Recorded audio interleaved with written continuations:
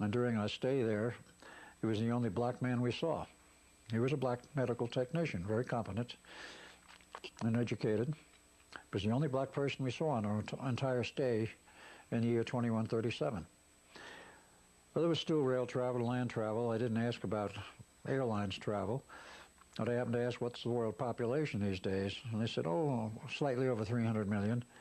And I looked at him and says, world population? He said, yes, world population. So the U.S. is now down around 50 million or less. There's no government left acting on the face of the earth intact.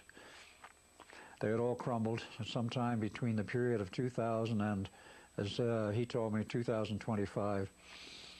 Martial law was set in almost all these areas. There was a combination of, and historically speaking, of a nuclear war, World War III, though it was considered a rather brief World War III, but a lot of destruction, and then there was natural earth changes, which were more destructive than the war.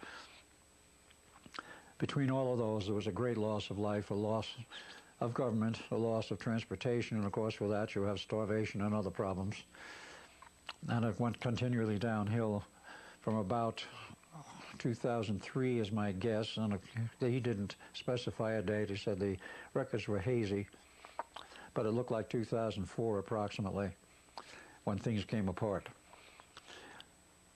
And at that point he said what was left of the government under military control was attempting to rebuild the nation.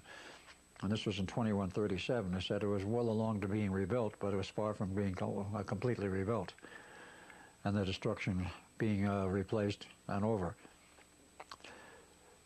So that was rather a strange interlude and rather a shock. Why we wound up there, I have no idea.